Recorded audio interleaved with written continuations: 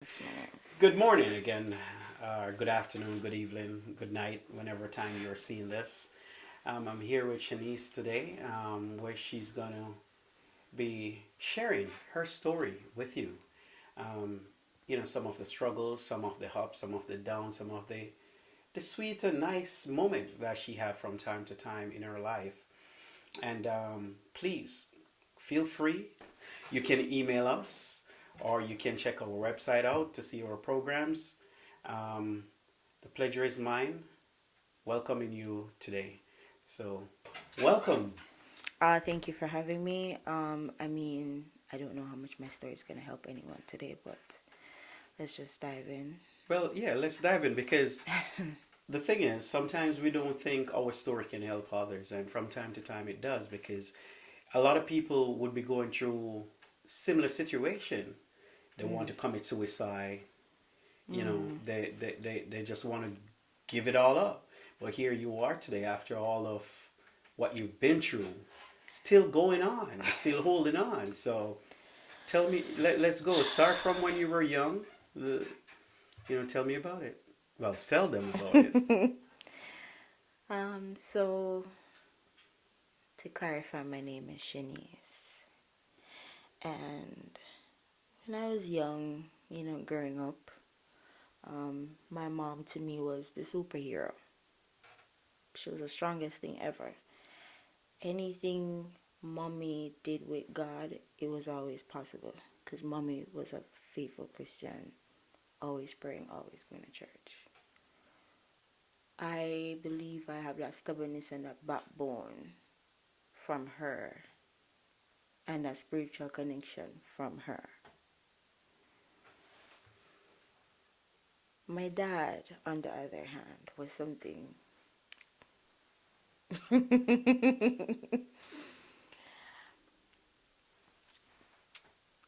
The valuable lessons my dad has taught me was to not be like him. In a sense, don't lie, don't cheat, don't waste people's time, Mm, don't believe your own lies.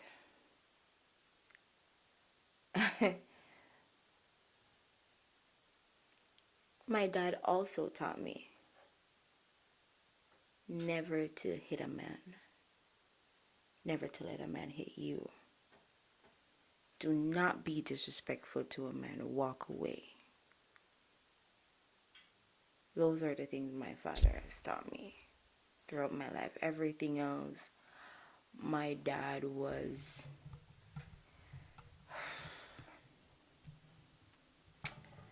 There's not a word to put to it. I would just say he did his best as to what he thought being a good dad was. was. Yes. Um, as to what he was capable of doing, because you have some people where they're like, okay, this is how I've lived, this is how I've survived, I have this child. But for some people it changes them, for some people it makes them don't want to have that responsibility. Mm, I'm not gonna say my father was not responsible for us, because in his own way he was a dad. I'm not gonna say that. I'm not gonna say he gave us the greatest, but he has taught us a lot of things in life, and those are the few things my dad has taught me. Growing up, it was, I always thought of myself as, all right, follow what mommy said, um, be a good girl. But then there was a side to me where I was very disobedient. I would not listen. I was stubborn too, and I lied as a child. But my mom took those bad qualities out of me, and I see where doing those stuff can hurt and affect people mm. very much. I School was no, never. trouble at school. But there was a point in my life where I turned around, Mm. started getting good grades in 9-1, 10-1, 10-2. Just I left high school with 7 CXC subjects and 2 City and Guilds. I mean, there was always a point in my life where things were bad, and then there was always a turnaround and things became great, and I learned a valuable lessons from those point in my life growing Okay. up. As you said, the bad, and I want you to tell me about just the whole time when your mother had to leave you behind. I want you to go in details and tell me, share some of that with us, so we can see where you're coming from. Okay, so let me first say I love my mom, but the day my mom left, looked at her and I realized she had had enough. Enough of what? She had had enough of my dad. It Mm. was just not the relationship she wanted, not the life she wanted to live. She didn't want to be with a man like that. She just didn't want it, and she was just tired and fed up. She was at her last, Mm. to the point where she came in and she said to me, Shanice, I'm going away for a while because I'm tired. Those were exact words. She said, Shanice, I'm going away for a while because I am tired. My mom did not make plans like how some people would. My mom did not make plans. My mom did not buy a ticket in advance. My mom went to the airport and bought a ticket. That was how tired she was. She wanted to leave the country. Wow. Wow. And as a 16-year-old, I realized that when somebody does something to you and you're like a sponge, you're taking it. Once the sponge gets squeezed, all of that is just gonna come out right back, gushing right back at you. It's not gonna be pretty. And I think that's what happened. My mom got a final squeeze and she was just, I have to be done with this. Because if I don't, I'm not going to be able to save myself. And I didn't mind. But it hurt me to know that it had to come to that. However, after, that was the time I took the opportunity to be, I was young, so I was just like taking the opportunity to explore the outside world, being young and being free and going out. And I had my first job, and I had boyfriends, and I was just going to parties and just being a regular 17, 18-year-old. But it was hard because my dad was not a responsible person. So the household just completely fell apart right after my mom left. Bills were due. Light was being cut off. Landlord was harassing us for rent. And my dad would be gone days, weeks at a time. And leave an 18-year-old, and how old was your sister? Daniel, so I would have been 18. Daniel would have been, my sister would have been, what, 15? Yeah, because we were 3 years Apart. apart.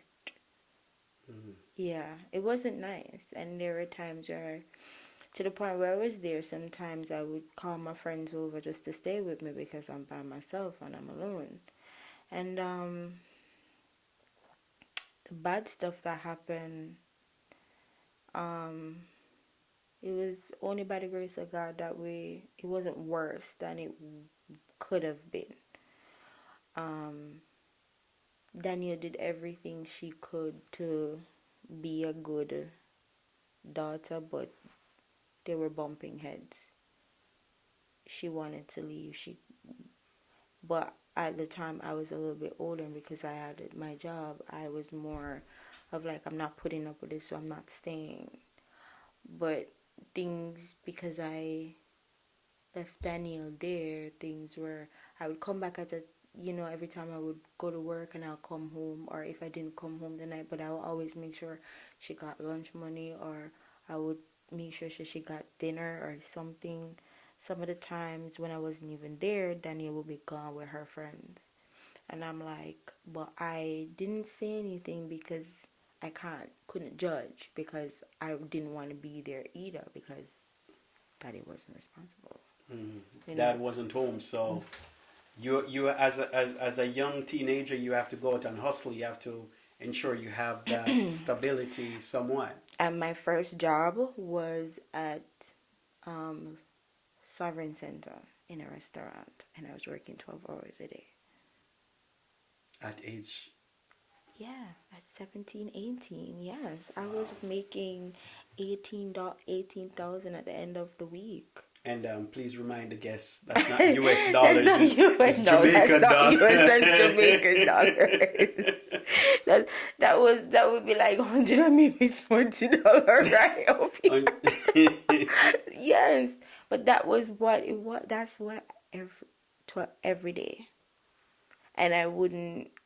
I only had days off on Wednesdays, and I would go to school to get back. Remember, I told you I did all my 6Cs, but I failed maths. Mhm. I got a 4, and I wanted to go back and get it.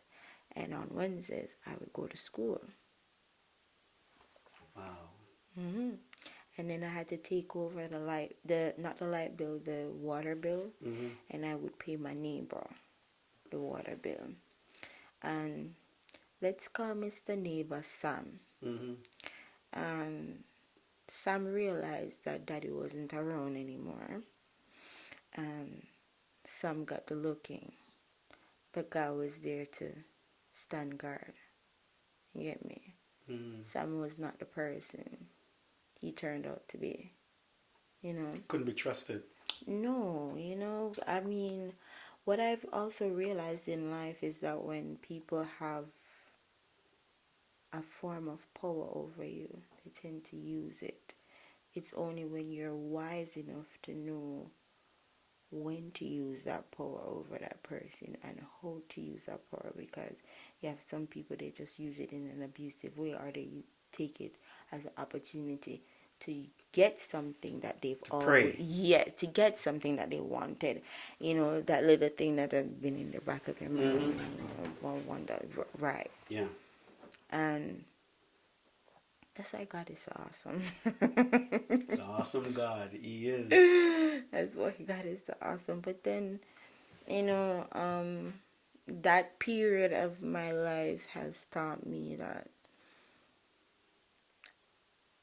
I need to hold on to family as much as possible. And when I see anything wrong, I must stand up for what is right. I must always try my best and put God first. And I should be more, what's the word I'm looking for? Not assertive, but more involved in your family's life, because I mean, some people call it nosy. Mhm. There's a difference between nosy and being involved. Being involved meaning being concerned or asking for an update on certain things, and just wanting to know that the person is alright. Like my mother would sometimes, she would just call me and she'd be like, "Oh, I just wanted to know that you're alright," and she hang up the phone. Mm. That's mom. Mm, that period of time, my dad, I don't. When my sister finally left and came here with my mom.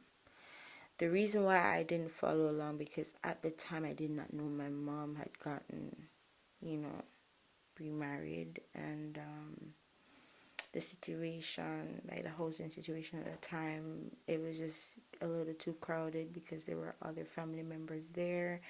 So I'm like, let me just stay here until Things sort out a little better. until they're a little better. And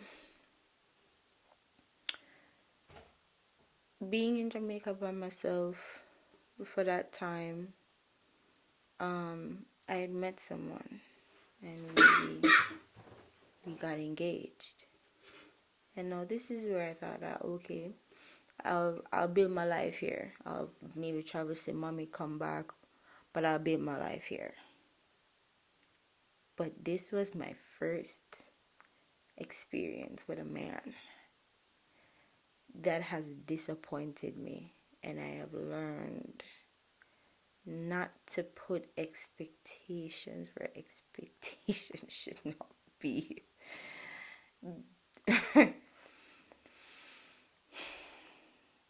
Let's call this person Bob. Mm-hmm. So Bob and I met while I was working at the Sovereign Center. Mm-hmm. Bob worked in a hardware store, and Bob was fairly nice, wonderful. Bob came and visited a few times, and most of the times, like I said, Dad was not there, so Bob would stay with me.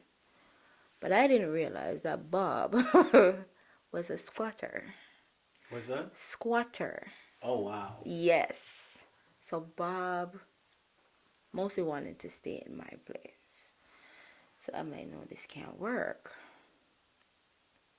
Bob had potential and Bob wanted, to prove himself. And he went out of the way and he did everything I asked in terms of to put his life together. Got him an interview, made sure his identification was up to date. He got an account, opened up, savings, a credit card. Doing what a normal young adult at the time, getting yourself together would do. However, Bob liked the new job, and Bob liked the new look, and Bob liked the new life. Mm. Bob started, what's the thing, feeling themselves? Mm-hmm. And he was getting more noticed. By that time, Bob had already proposed to me and everything. And we were looking to find a place to live together because, at that time, I was hemming, sewing pants, fixing the lens. I got him the job, and I'm making sure that he's presentable for work. Bob is feeling himself, and Bob decided to take a transfer to Montego Bay without telling me. And I wasn't too angry, but I should have seen this where this was a red flag, because if somebody wants you to be a part of their life and they decide to make decisions without you, they don't really want you to be a part of their life. They just want you to just be here and do what you tell them to do, and they do what they want to do. Right. So it's like living a double life. Exactly. So Bob went to Montego Bay. When Bob went to Montego Bay, I'm like, okay, no problem. He called. He used to come down every 3 days, and then all of a sudden, Bob is busy. Bob can't come anymore. 2 weeks went by, 3 weeks went by, 4 weeks went by, 2 months. Bob is really busy. Bob can't be seen. I'm not an idiot, so obviously I'm like, okay. So I took the ring off and I sent it back, as one should send it back. It is not yours. Do not keep the ring. It will cause problems. Do not keep the ring. Send it back. Even if the person sends it back to you, then you can keep it. You're all fine to keep it afterwards, but don't keep it. So I sent the ring back. Went to the post office, get everything sent off. when it reached to Bob, because Bob was staying at the barracks for the company, so I sent it there, and with his name on it, he was surprised. So he called me. He was like, "Why is it?" In our Jamaican tone. And him Some going good curse on word. some good some good curse words that about all sorts of stuff for everything bad way you can think in a Jamaican photo a woman. Bob tell me because I sent back the ring. By that time my mom and I were already talking, and Carly said by the time Bob cussed me, me a plan for go Jamaica next week. Me a plan for come America next week. So I'm like, Bob, just leave. It's okay. No, Bob no want to hear that. And this is where I learned about obsessive behavior. Wow. And narcissism. Bob no want to hear that. Bob make a quick trip come down Kingston, and Bob see me, and I realized the way he was acting, you could see the kind of crazy. You understand? So Did I'm you tell him like, that you were leaving? no. Oh, okay. No, because I realized if I say, like, sometimes God pinch me and tell me something in the ears or sometime, and sometimes in your mind say don't do something just for like sometimes, because sometimes it's safe if I'm so much something. Mm-hmm. So something just said, I was just there talking to him, just trying to calm Calm him him down. down. Mm. And Bob was like, alright, I'm calm now. Him say I go back, and because him have to go to work, everything, no problem. I'm there. Anyways, I made my flight, and by the time I told everybody that I was leaving, I was going the next day. Whoever I needed to tell was fully surprised. The one person I did not tell, however, was my dad, because my dad was fully upset with my mother. When my dad found out, when my mom had sent the divorce, right? Because she's like, this is over. And it's signed and everything. He was happy, full on joy. Had a party, you know? He was happy. Mm-hmm. But the second my dad heard my mom got remarried, it was like, it was, if hell could have freeze over. If hell could have freeze over, the man was so upset. Mm. Didn't think she would get married that fast. So in his head, he was like, oh, that's why she left, because she had met somebody and then left, go over there, in making up all the stories. Yes, yes, Me yes. say when he mad, upset, Wow. not happy about it.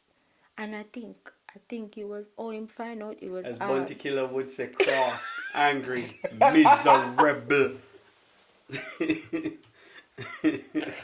not evil Bounty. I think it sent up in blood pressure. Wow. That was how bad it was. Wow. When the man saw the picture, he was upset, and he was how him find out my little sister made the mistake and post one picture. Wow. She made the mistake and posted one picture, and the picture, Facebook said notification when you post a new picture. Don't take that notification off of your picture setting. And that was it. So, okay, your mother leave, right? Mm-hmm. Because of... I'm not going to say the reason for her. She will have to say that for you. Mm-hmm. But based on what I have observed as a child and my own experience now currently being married and going through a divorce myself, it is being tired of being appreciated. It is being tired of not doing the little things. It's being tired of not saying sorry. It's being tired of not being humble. It's being tired of not being appreciative of the person that is next to you and wanting to build a life with them. It's being disrespectful just as an individual. You get what I'm saying? It that's just the point of it all. We're, Because I mean, if we are full of God, you know, when you take in a man essence, he, even especially somebody that don't believe in God, those are the wrong people for us. We need to have a Christian husband. We can't be with anybody that do not believe in the living God. It's not gonna work. And my father's not a Christian. you think you one day you would witness to your dad? I've witnessed. He said he's changed. He said he has accepted the Lord now because after the divorce and everything, and um I had left. Like I said, I didn't tell him. I He had met a girl at that time. Let's call her Susan. And Susan was a very nice person because my father started dating, like I said, right up, even when my mom was there. But I met Susan because he was more serious about her. And she was a very lovely girl. She was going to nursing school, working her own job. She was closer to his age. And she was very polite. And the reason why I did not tell my dad that was even because he and I had an argument because Susan had asked me, honestly, as his daughter, what I thought of him and what I know about my father. And I looked at her and I said, Susan, I'm not going to describe the things I've seen my dad do. I'm not going to go into details with that. But I said to Susan, Susan, I am not going to lie to you. If I was not his daughter and he was interested in me and knowing what I know, I would run, soar, even be like Jesus and walk across water because there is no way I would be with him. Mm. No. He has qualities, but they don't outweigh the bad. Oh, okay. It's going to be, unless you are a woman that is willing to step up to the challenge. My mom has done it for 18 years. I said, Susan, I'm not going to tell you to put up with it for 18 years. I'm sorry. Mm-hmm. So Susan and him, I maybe had gotten into something squabble, Mm-hmm. and Susan made mention of it, Wow. and my dad got mad at me. And we weren't, because he was like, why would I? But Sell him out I, like that. That's what he yes. said. Why did you sell But him out? I'm like, Daddy, let's be real. And this is where I said, he believes his own lies. Mm-hmm. He believed that he's not wrong for doing the things. He doesn't think it's So disrespectful. he's living in his head. Yes, he doesn't think it's disrespectful. And this is true to the saying, when somebody hurts you, you can't expect healing from that person.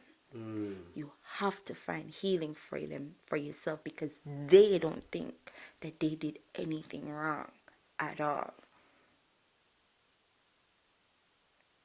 And he still doesn't see where he has gone wrong. Mm. He does not. Up to this day, he believes that his actions Mm-hmm. and what he has done. And thank God my mom is mentally strong, because if she wasn't, that would have broken her. Wow. Yes. Wow. I know you don't want to go deep in that, but has he ever like abused your mom? Like I said, I can't. I don't want to say that. Okay. That is like, maybe my mom would have to, Okay. like, yes, but I would if love to we're have I would love to have your mom on this show. if we're going to talk about me and my dad's relationship, Hmm. no, my dad has never been abusive physically, but he has been abusive Verbally. verbally, Okay. and um he's been belittling and dismissive, and he does not believe your opinions matter. If it's not his way, It's the highway. it's a highway, right? But my dad can be very loving, very appreciative when he wants something, Mm. you know? And that's where you have to know the difference between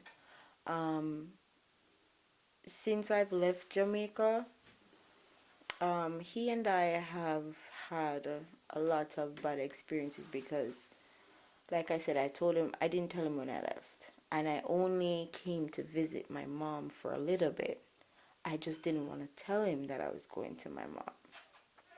When I finally told him the day before I was leaving, I said, I'm going to go on a work experience for about 2 months and I'm going to come back. I lied. I just didn't want to tell him that because he was going to go off. He Hmm. was going to get mad. He And was going to. probably stop you at the airport too. And I just couldn't be.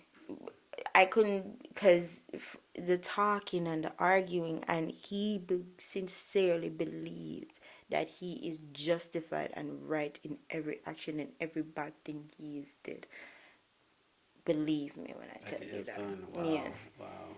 I am going to. I'm going to tell you how bad it is. We don't have a family photo together. As a family, we don't have one together. Every photo, it's me, my mom, and my sister. Yeah. There's not a picture with the four of us. You know how regular people Hmm. have no.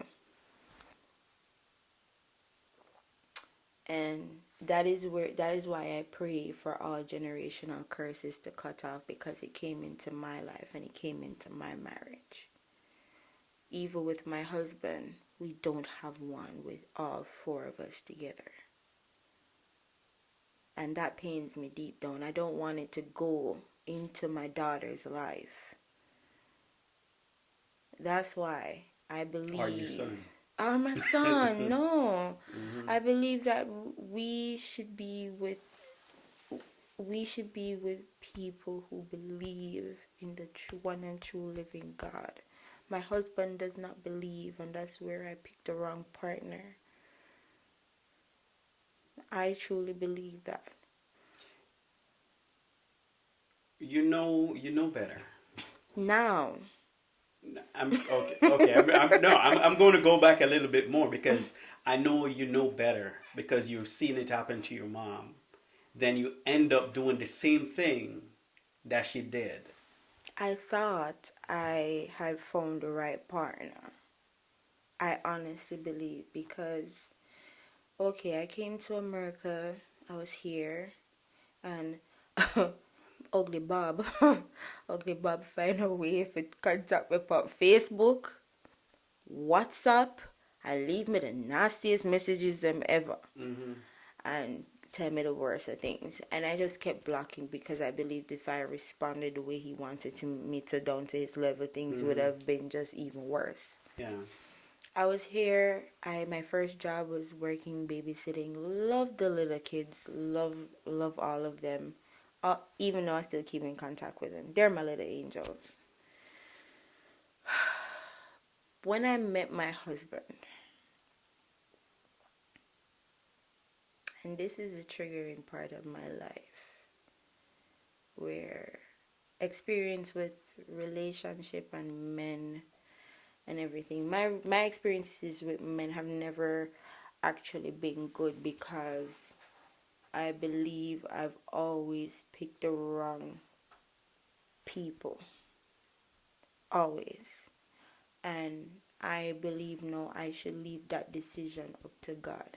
What I want, God know what I want. But the right person, God know who the right person. Dating in Jamaica was fun. I dated familiar people, like friends or people that I've known for years. Some of those relationships stayed we're still friends over for the course of the years, but for the most part, I noticed that I'm an aggressive person. I don't like bullshit. I don't like wasting people's time. I don't want you to lie to me. Just tell me the truth. It's gonna hurt me. I know it's gonna hurt me. But just make it hurt me now and tell me so that me can find a way to heal it. Because if you end up just keep on a lie, it's gonna be bigger. It's gonna make me more mad. It's gonna make me upset. And you're gonna see the worst out of me. And I don't like when the worst come out. But I've realized that most of the time these men don't take me serious, and I've never been put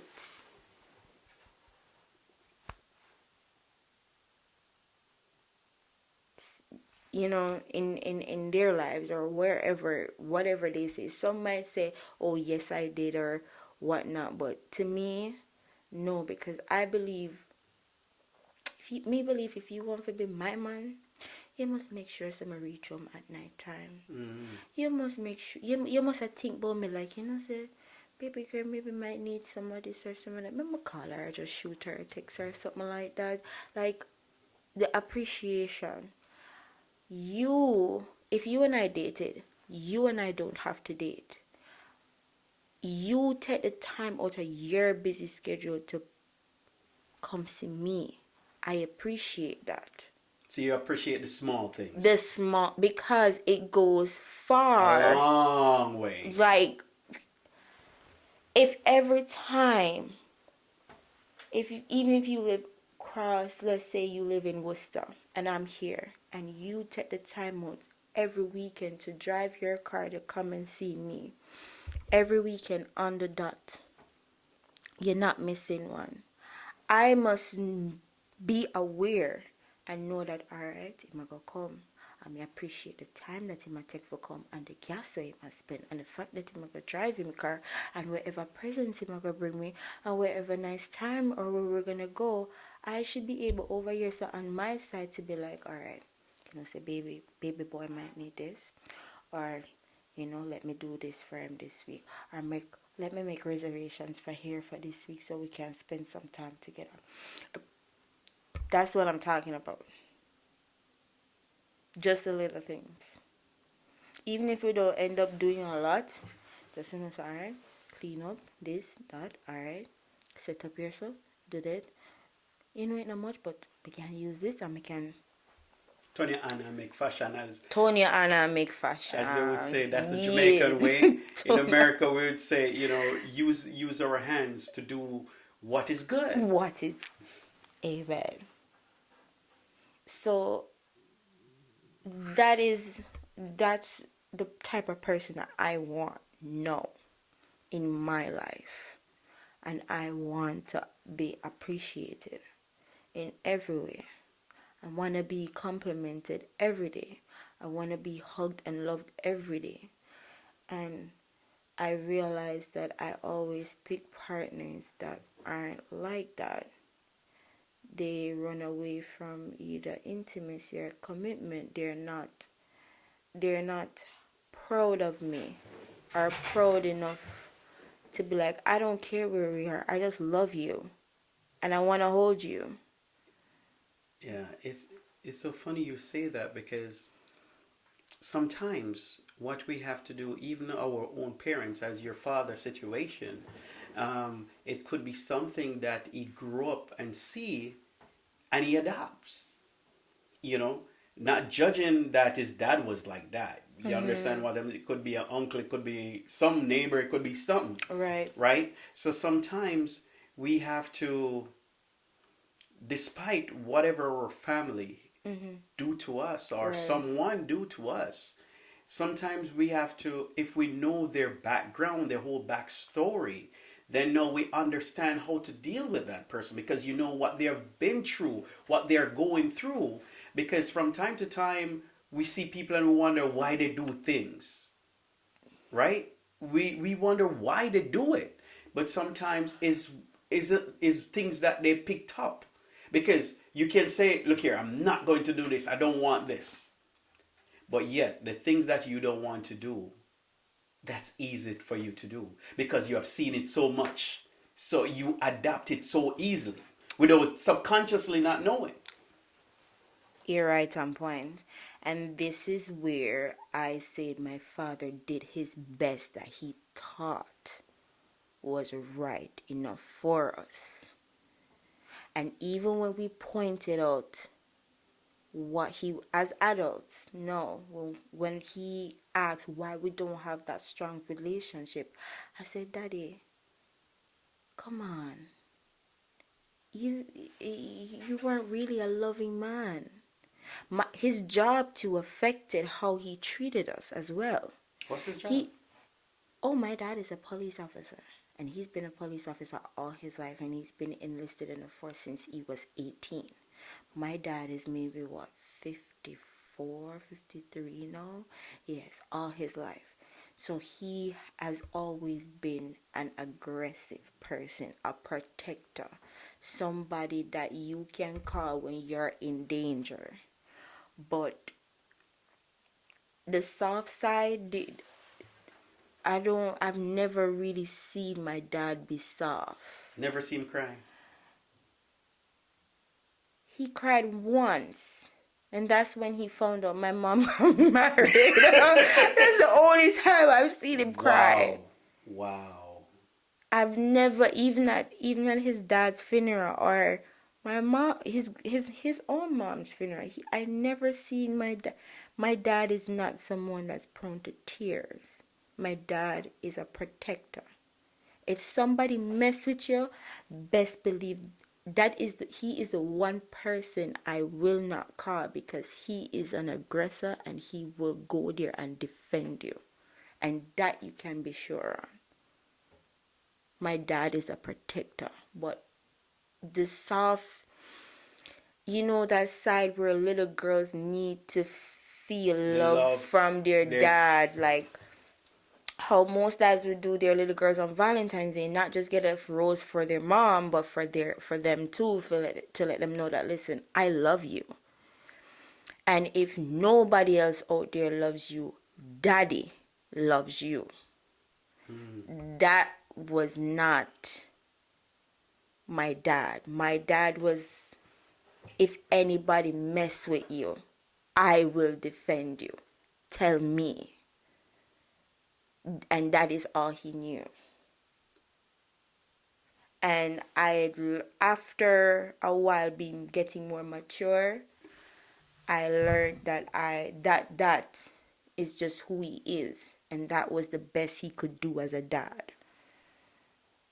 And sometimes you can't expect more from what they've been giving all their lives. That's just who they are.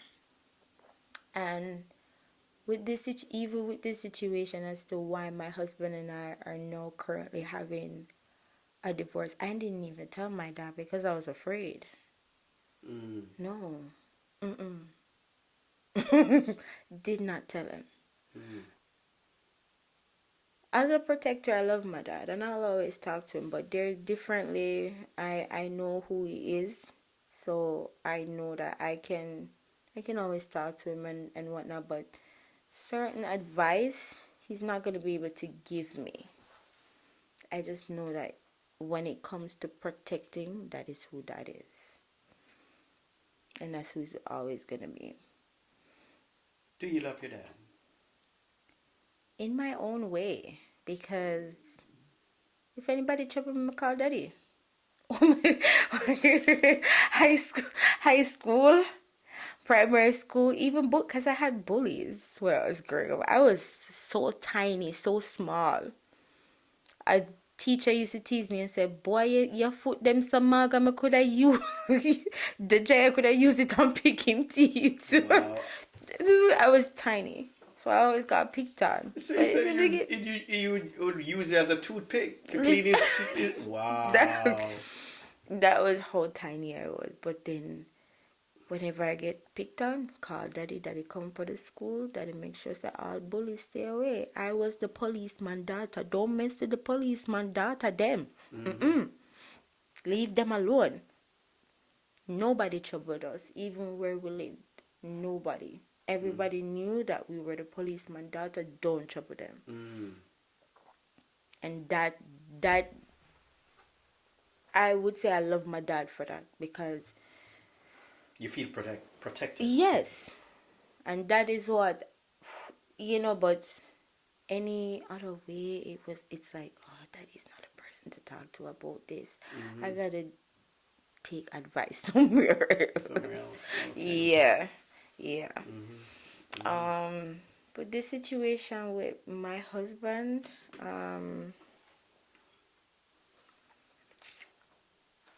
my husband, I I loved I love my husband. I still do. I know I do. My husband was is loving and affectionate. The thing that you needed, the thing that you look for. Uh, him forgiving. When we were dating, as soon as him see me, it was all over me. Hugging me, we're going out, we're spending time together. We used to have a favorite spot.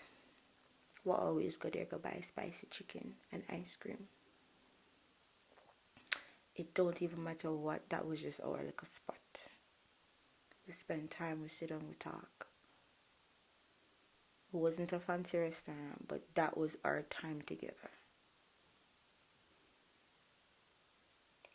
And I wanted that stability in my life, and my husband was very, very stable.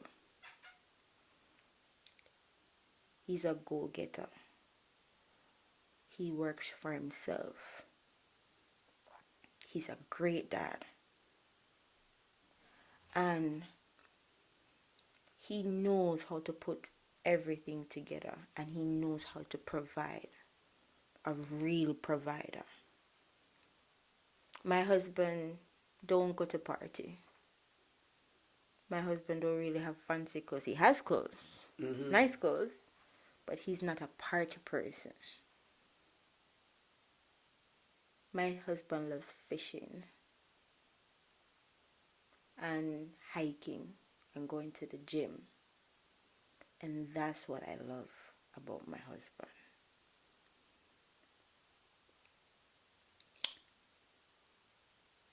What I don't love about my husband is that he's dismissive.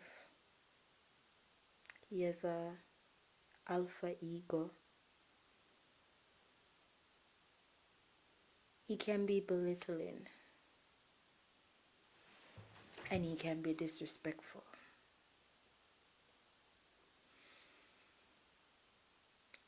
And when you meet somebody and you're dating him, the good comes with the bad. But all of his good outweigh the bad.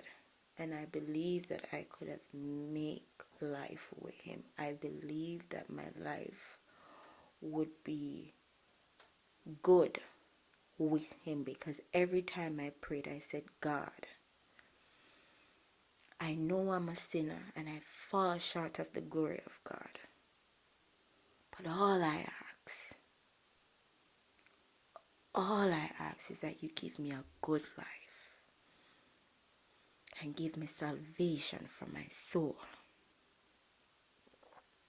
And I pray for my husband all the time. I want him to be okay. I want him to be alright. I want him to be in good health and strength.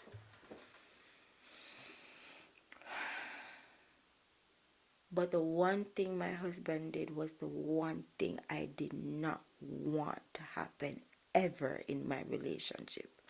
And I cannot see how you can love me after doing that. Cheating has nothing to do with it. Yes, if a man cheats, depending on his behavior after the initial act, will tell if you can continue life with this man, yes or no. And that is your decision to make. Mm-hmm. My husband cheated, but at that time, that was not the reason why we are now currently having a divorce. Because when he did that, I was pregnant with our son, and I had to focus on my pregnancy because I had both my kids behind each other. My daughter was born 2020 and my son was born 2021. I married him October 2020, so basically I conceived our son right there.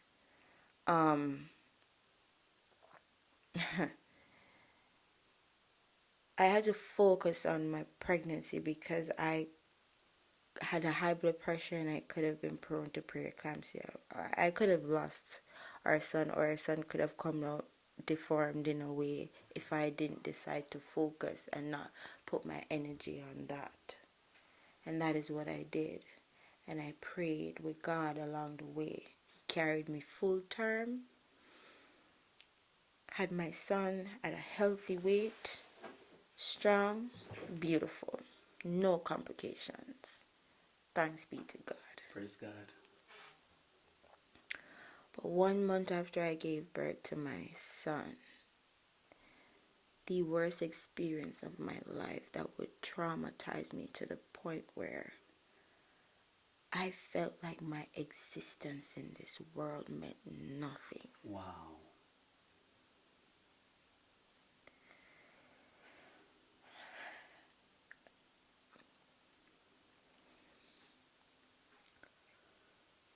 He hurt me. He hurt me very badly. And maybe to him, and that's where I say that when somebody hurts you, they don't think they hurt you. So you can't expect healing from them. You can't expect them to be sorry for their actions. Unless this is a person that is really remorseful and wants to make things right genuinely, will put every effort into it. But not somebody that sees that what they did was not wrong. No.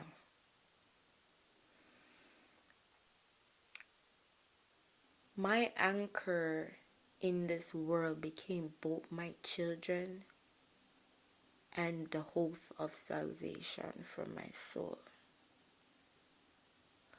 And I was wrong to want to take something that was not given to me. I wanted to take my life. I believed that it was meaningless. I was under a depression. It was so dark.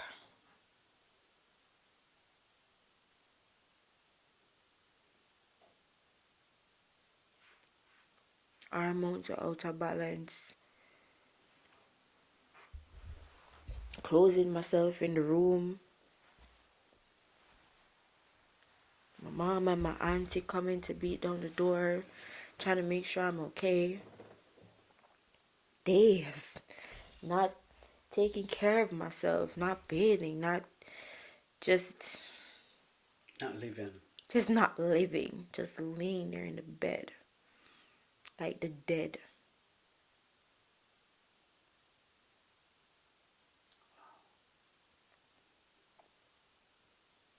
Just didn't want to do anything. The only strength I had, or the only thing I had time for, was to change my children, feed my children. Not even feeding yourself. I didn't want to eat. I didn't want to. There were nights where I wasn't even sleeping. And when I tried to take my life, that's when I realized that I am wrong. right there, I am wrong. It is not your life. It is God's. It's not yours. It is not yours. It's God. It's God's life. It's not yours. You're not supposed to take it. But I needed a reason to carry on. And I got help.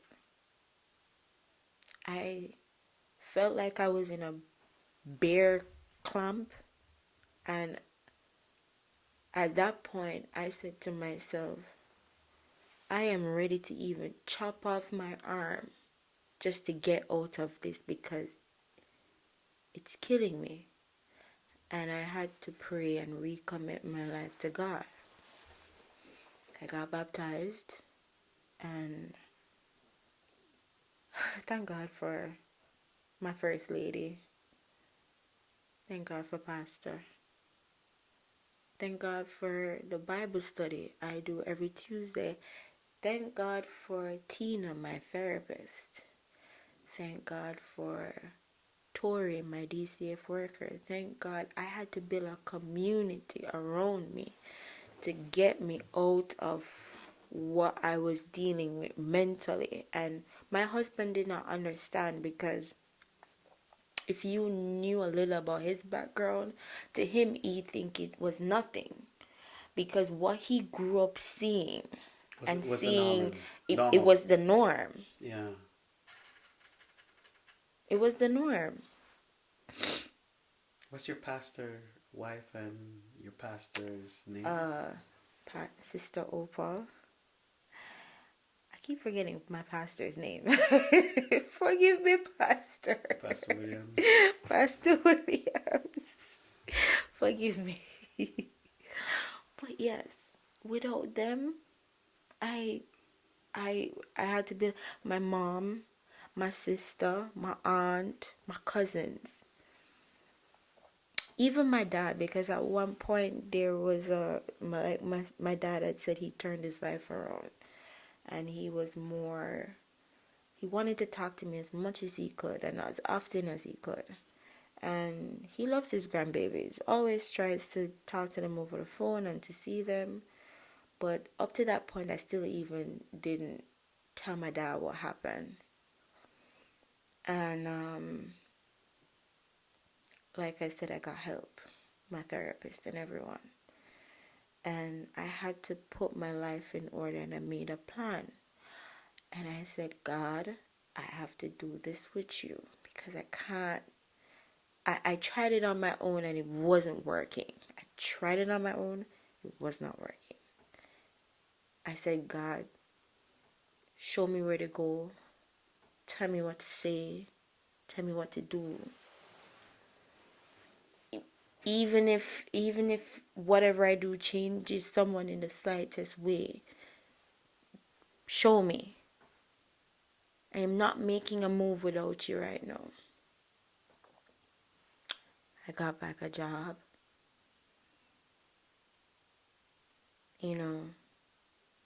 Decided to put a lot of things in place. Decided I need to be on my own. And I came to that decision after therapy because I realized that I can't forgive him. And I know I'm blocking my blessing. You can't forgive somebody, but I believe. I believe you will forgive him the more you grow in strength and in love with God and with yourself. It will come. It will get there. All is not lost. And you're a believer in God. And the more you grow in Christ, you will find it in your heart. At this moment, at this moment, I realized it was I realized in therapy that the reason why I'm having such a hard time letting this go is because I loved him genuinely. No matter even if we argued, I already forgave him. It's like nothing. But that one night,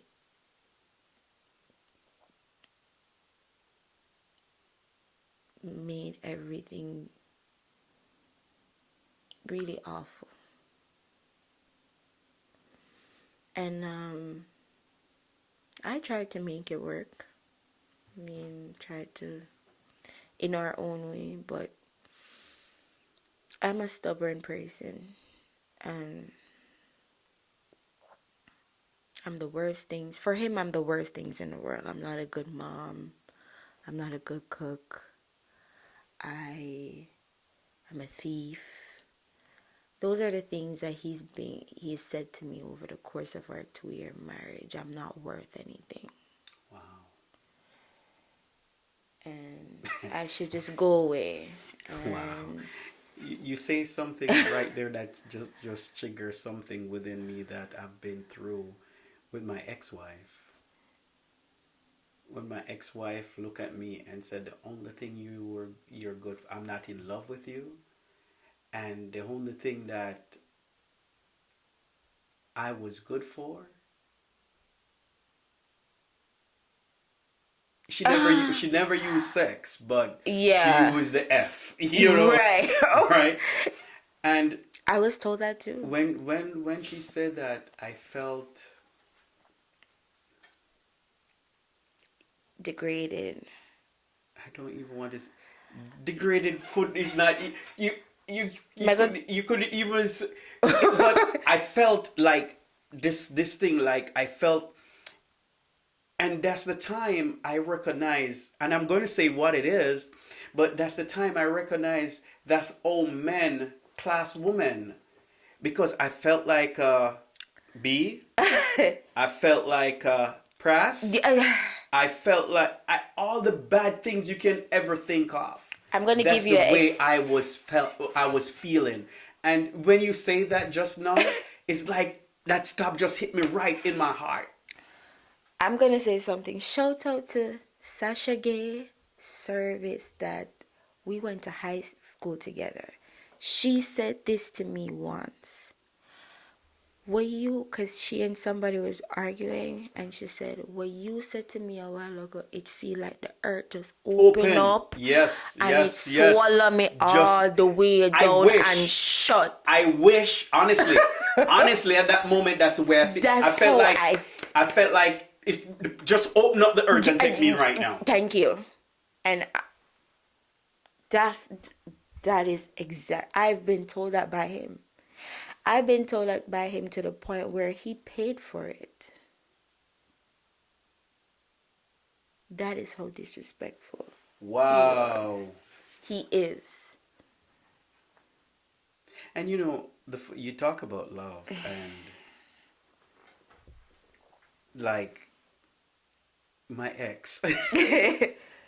No, I have, my ex, like the crazy part of it. Yeah.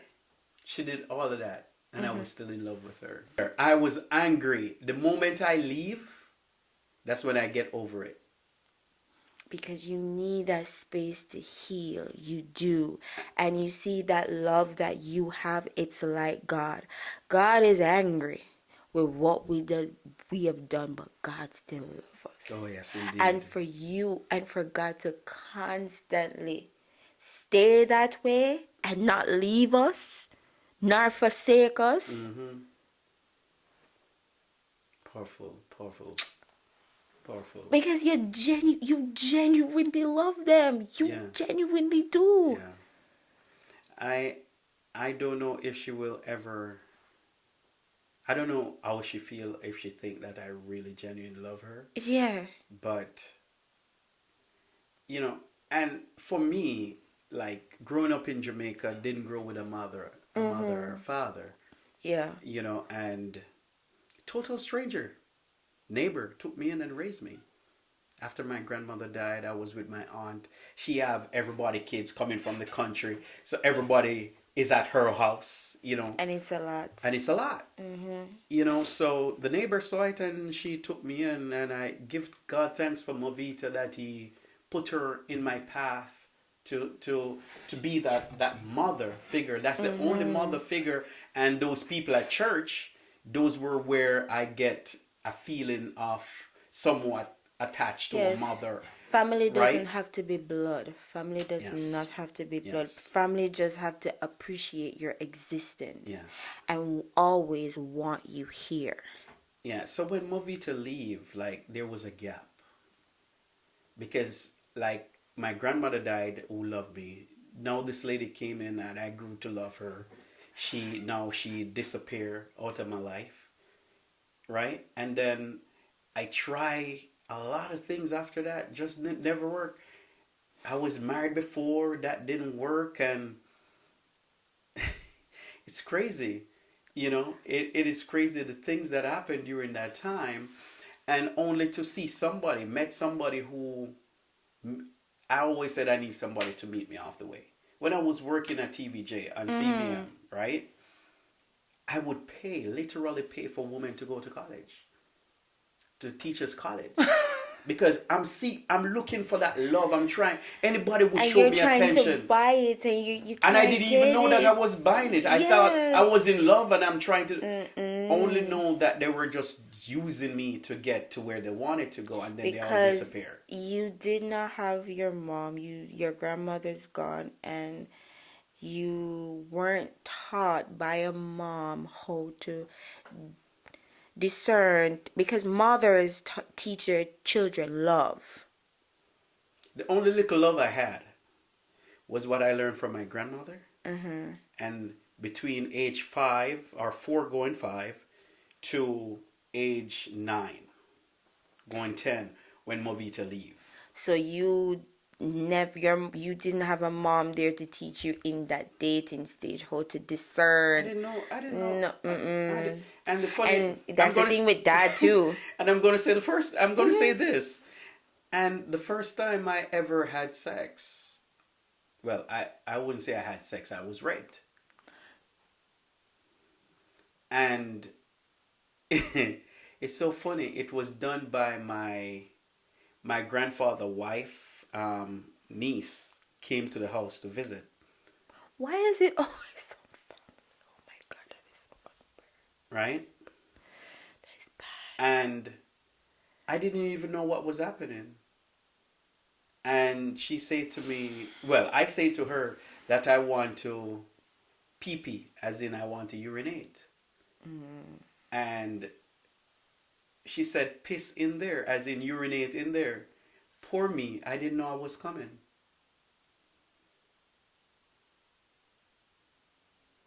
Right? And so, for me, all of my innocence, I was dumb. Because I grew up... You grew up not... I grew up well sheltered. Because I grew up as Movita teach me to be a Christian. So, that's all I knew. And she taught me to be a Christian, to forgive. She said, if somebody hit you, turn the other cheek. So I grew up thinking that if somebody hurt me, I mustn't hurt them back. I must just turn away, don't argue, don't. So I grow in that sheltered, Right. that shelteredness, you know? And only to know, like, you have to be careful while growing up, like. People take advantage of the innocent. Exactly. All the time. And that's where the farmer power, I said, come in, because once they see that, once a person sees where they can take advantage of the situation and get what they want out of it, they will use and abuse that form of power. All the time. All the time. Always. All the Because time. it's easier to do, as you said, it's easier to do the bad than to do the good. Mm-hmm. It's only when you are a wise leader that you know how to use that power properly. But even when you say wise leader, because sometimes we have to be careful of that too, because David was a great leader. But David fell in love. And love is the most powerful antidote ever. There you go. Love is like... Love conquers all. Love is like, blind love is like having on the blinders when you're with the horses, when you're racing, and it blinds you so much. Yeah. But true love is different. True love is genuine. When you know you have true love for somebody is when they hurt you, when you have the opportunity to do them harm and you don't, because it's just that feeling is just not there. Mm-hmm. To the point where you don't want to fight with this person, you would do everything in your power to avoid it. That is just the genuine, you appreciate the fact that they're there or they're doing what they're doing for you. It is the little things. But you have people these days, they're using what they have to get what they want, and that's just how things are running right now, and you're not gonna find much love out there. I'm going to skip from from this topic a little bit. You know, I it's know it is. it, But okay, this is the end part of my life though, for me, because right now I believe that I'm getting better in terms of putting myself first, learning how to take care of myself, scheduling just keeping myself busy and making sure I put time in for myself and for my children. I have to know that whoever else God is going to send for me, I hope, sometime soon. not hope, but pray. Both hope and pray. Hope and pray. Which we are doing. Mm-hmm. I would love for that person to always appreciate me and always appreciate everything that I do. It's so funny you say that because the only thing I always want people to do is just to love me for me. Just love me for me.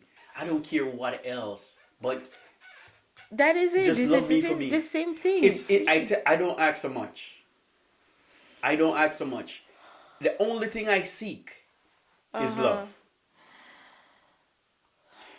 And love conquers all things. God is love. Basic. Whatever Christian, whatever church you go to, whatever denomination, whatever you believe in, if you don't know that God is love, you're missing out a great, great, great, great, great deed. Because God is so passionate, He's so loving, He's so... Without God, I wouldn't be where I am today because of His love for me. And when I was growing up, I remember walking, talking with God. Oh, I'm doing that always. That's what kept me going. It wasn't prayer. No, it's It was not. a conversation. And I could hear Him answer me. And honestly, I crave that moment, those moments back. Because the way in which I talk to God now, I don't believe that when I was younger, when I was 12, that communication that I had with God, I pray for that today. Yesterday, we had our Bible study, women's Bible study. Oh, yesterday. And we're on the topic, we're on John. And we're on chapter 6 right now. We're going through the miracles of God. Jesus had performed during His time here. And everybody, they're giving their opinions. And I said, let me tell you something. Church isn't everything. Going to church isn't everything, My relationship with God is like a full-on relationship. I want to tell Him everything. Once my day is done, I want to come home and I want to talk to you. I want to tell you what's going on right now. I want to call you and say, God, that is how I'm constantly talking to Him. To the point where my landlord saw me and said, why are you talking to yourself? I said, I'm not talking to myself. I'm talking to my God. Come on, give me the powerful stuff. I'm not talking to myself. I'm talking to my God because There is nobody else I would rather, because if I can tell anybody my business, maybe my business might go back out there, but when me talk to God, everything's still answered. There Right is there, so. none like. Wow. None like thee. None. None like None. thee. None. God and That is, God alone yes, and he is genuine love, is the because maker. genuine, genuine, Yes. genuine, the original. And every time this is what I know. Every time I ask God for something to work out, God gives me more than what I asked for. He just wants to know that you're going to do the work, and then you leave the rest to him. But remember, he's the first and the last. Alpha, The the Omega, Omega. the beginning and the end. Amen. And he's the only one who is there. Nobody else can be there. Father, Son, And the Holy Holy Ghost. Ghost. Nobody else. Your favorite Bible scripture? My favorite Bible And scripture. why? To be honest, I don't have a favorite Bible scripture. I'm not going to lie to you. Every word in there speaks to me in some way, in some part of my life. There is not a favorite one. But I can tell you my favorite song. Go ahead. The goodness of God. There's nothing like it. All my life you have been faithful. And all my life you have been so, so good. With every breath I am grateful, for I will sing of the goodness of God. Yes. I love Every. you.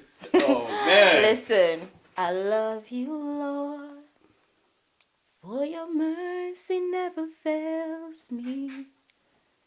All my days I've been held in your presence from the moment that I wake up till I lay my head.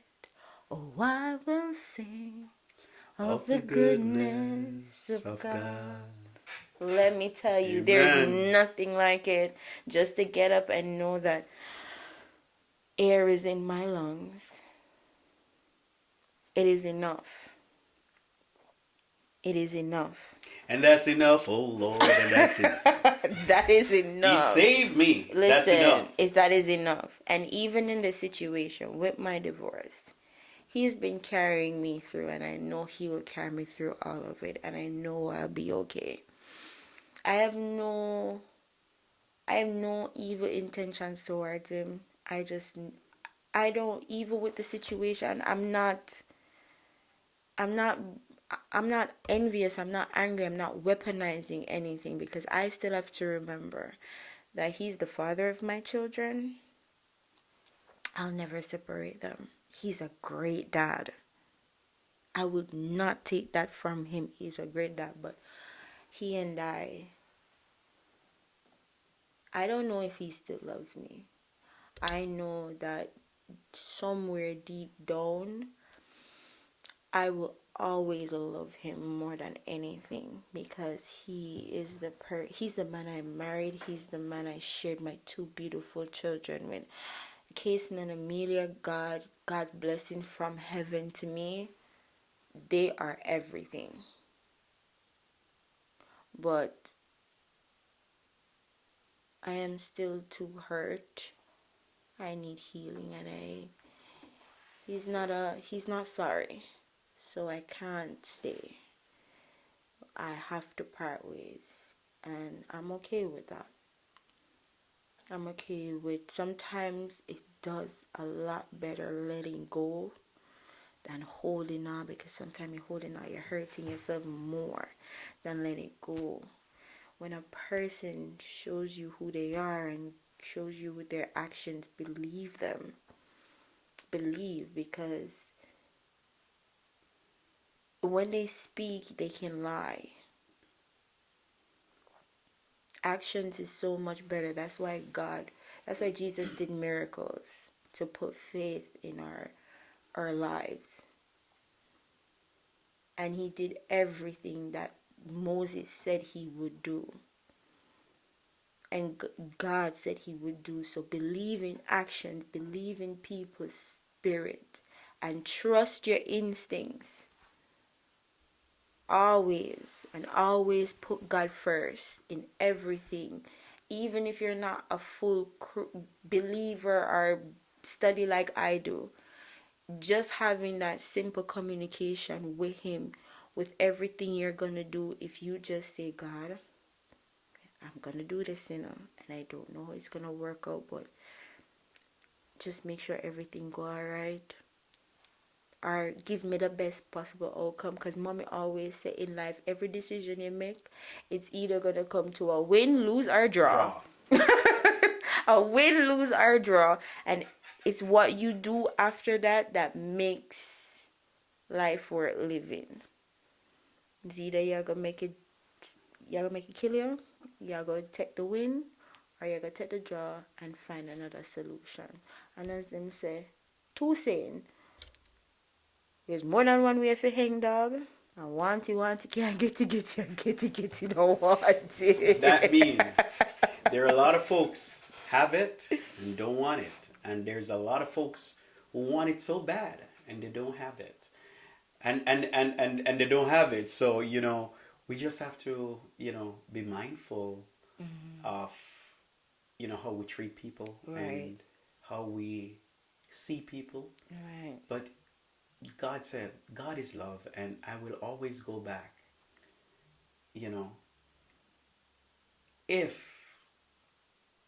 If you just give your heart to Christ, Amen. just give your heart to Christ, Amen. all things will be possible. Man cannot help you. Woman cannot help you. Your boss cannot help you. Your kids cannot help you. No one can help you but God. God and God alone. Thank you. It's a pleasure having you watching us. Please join us next week for another program. Have a good night or a good time. See you soon. You can check in the link and the bio. You can check in the bio, and we'll link if you need prayer, if you want somebody just to talk to. Reach out to us, and we will help as best as we can. Have a good time. Have a great life. God is good. Amen. All the time.